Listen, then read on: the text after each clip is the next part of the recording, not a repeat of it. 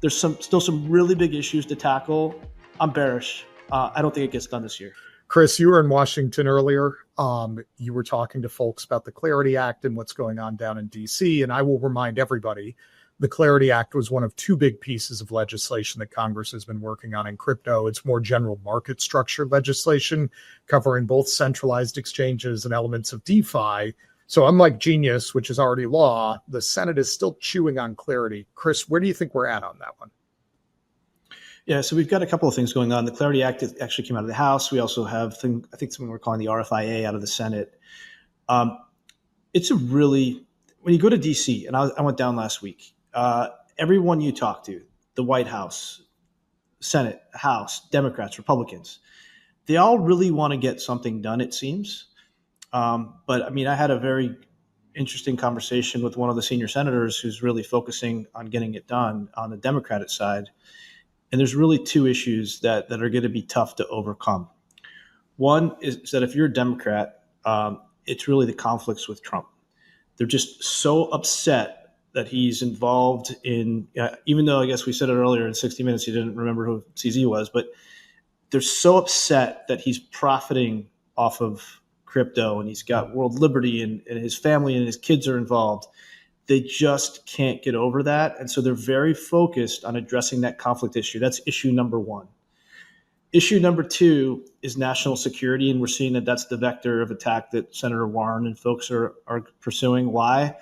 Because it's very hard to criticize innovation unless that innovation is impacting national security. National security is always the trump card.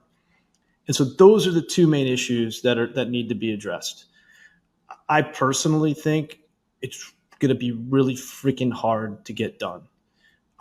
We have so much going on in the government right now. The government shut down, right? You have time is everything.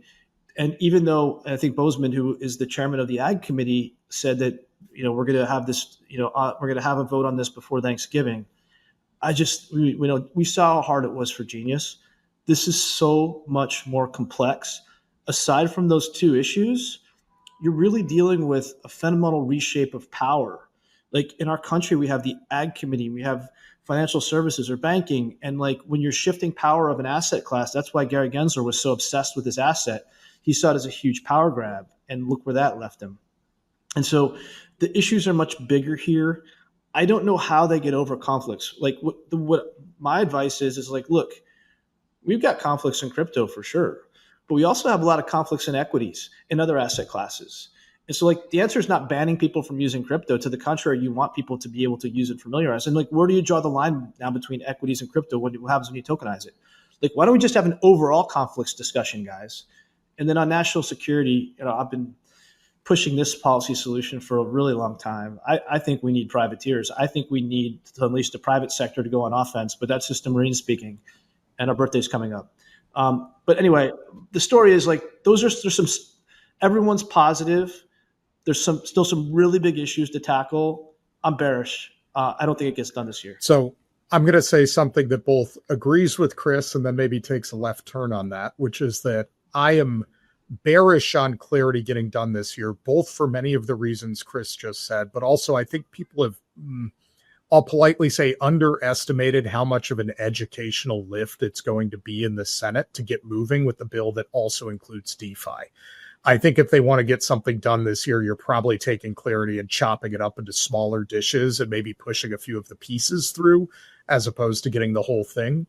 But the other thing is, I would say it may be long-term bullish for the space for this not to happen. And what I mean by that is having Congress take this seriously, take their time on it, think about it, try to fit this into, call it a bigger revamp of U.S. capital markets writ large, probably increases the long-term odds of success for the space, right? You've already got companies like Bitwise who are integrating these products into traditional capital markets and doing a very good job of that. So the work is being done brick by brick, day by day to move these things. And what we need is like constructive tools to continue that process. Because right now we've got ETFs, but like, can I clear an interest rate derivative on chain right now to get rid of a clearinghouse and just bilaterally post collateral? No, it's not possible. And so Chris, I think it may be a good thing if that doesn't move. I don't disagree. Like we are in a really amazing environment right now where we have the CFTC and the SEC. Once we get Selig in there, I mean, it's off to the races. We're going to see coordination and principle-based partnership. The other issue that nobody talks about is Chevron. And so let's just step back. There used to be this thing called the Chevron doctrine, and it was actually came out in the Reagan era. And what it said was that the tie goes to the regulator. And what it did was it allowed regulators freedom to fill in the gaps because generally speaking, markets move much faster than laws. And so you kind of refer to your subject matter expert regulators to move with the markets and fill things in. The problem that we had, and Austin and I have talked about this a lot, is that certain regulators overstep their bounds, and we know who they are. And they ruined it for everyone because that's kind of probably the ideal solution. And now you're left in a spot where if it's not in the law, the tie doesn't go to the runner, it doesn't go to the regulator. So you have to get more prescriptive on those laws. It makes it even harder. And so honestly, right now, I like the idea of collaboration, regulators working together for principles-based outcomes. The thing that people don't like, though, is this whole idea of states. And the issue is that for commodities, we don't regulate commodities, and essentially they're regulated for fraud, manipulation, and abuse at the federal level, and that's great. But if you're an exchange and you're getting some heat from some states right now, you want what's known as federal preemption, where there's one federal law. It makes it a lot easier. And so that's the drawback. Is like if you're an exchange, or other folks, maybe it's a little bit more challenging. But I do think we're going to be in this kind of golden age of coordination once Chairman appoint Selig gets in. I think Chris's point on Chevron is an excellent one. In the banking sector, there are hundreds of rules, interpretive guidance that can be challenged judicially. And if you look at where we've been in the last 2 years, Coinbase and others have successfully litigated with regulators. This is a relatively novel and modern phenomena. You're not supposed to sue your regulator. It's like you work it out in the back and you move on. And there are all sorts of really odd and strange rulings. For example, a certificate of deposit is not deemed a security, but if a wealth manager picks which CD is best in a pool of CDs, somehow it magically becomes a security. It's just a weird thing. No one ever, I know Austin appreciates that one, but no one ever litigated that. They're like, okay, regulator, well, you got us. We'll go on to the next one. But they're like barnacles on a ship. There are so many of these Byzantine rules that do need to be cleaved away. The trade-off, though, is that Congress actually needs to act, and Congress would rather delegate it to the regulator to get stuff done. I'm not sure whether Congress wants to actually establish a clear view and have every politician being held accountable to that view. There's also less freedom in a term. You don't have the flexibility. You have less flexibility to deal with edge cases that inevitably come up in the administering of regulation. But just to pull on Chris's thread a little bit, I know Chris is very plugged in on this topic. So I think if we don't get it done this year, Chris, how does that change, if at all, your outlook for what happens in Q1 26 or the first half of next year? I have no idea. I perhaps we go more modular, like Austin suggests. Look, I know there's a lot of good work going into getting something done. I hope that it gets done, and I hope that it gets done right. I have seen the other thing that I talked about that's really important is DeFi. People are really, really struggling, policymakers, and getting their heads around DeFi, even though to many of us, it's pretty simple. This is technology. Go after the behaviors and the activities, but leave the technology out of it. They're just like, but I don't understand what decentralized means. Like, and that seems to be another real hot spot when I'm talking about national security.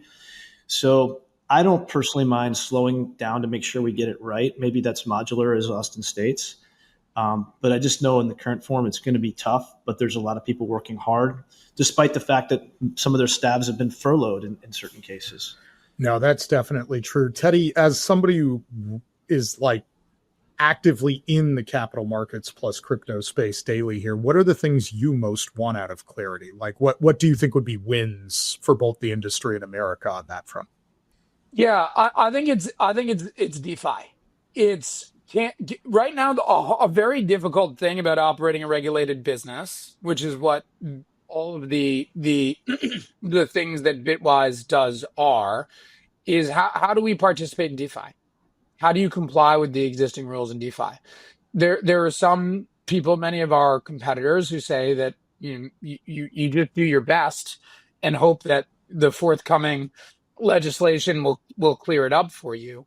But it's been very difficult to navigate that path. We think that these tools are out there, are so powerful. We want to offer these solutions to our clients and potential clients, but what's the way that you do that?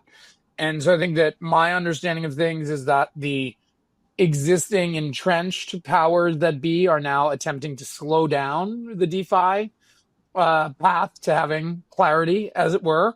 And that's where we would really like to see a regulatory sandbox, the ability to experiment, the ability to do things with some at least basic guidelines. But we see every day a lot of our clients who are in this zone of crossing over between TradFi, fully regulated, etc., and having the understanding and the ability to do things in DeFi as clients and users of crypto assets.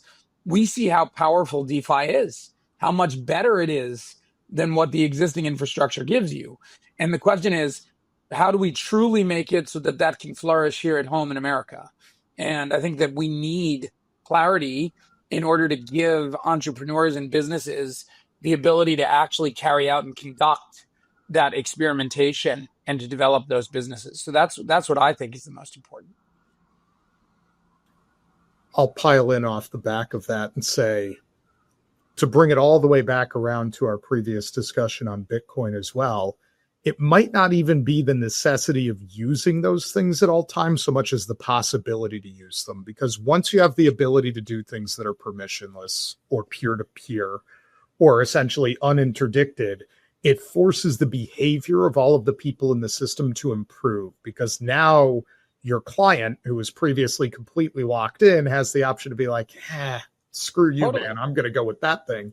And it's like, yeah, it's the credible threat of like, I'll take my business elsewhere in a system where you can move assets around and there are permissionless like elements that I think really, ironically, has the potential to greatly up the game of the traditional financial space. Like, Chris, I know you and I talk about 2008 a lot, but I think having a lot of this technology and the transparency around it and the ability to automate some of these things in a 24/7 fashion would have made that a lot less painful, not just because we have some solutions, but some of the conduct would have been less egregious going into it as well.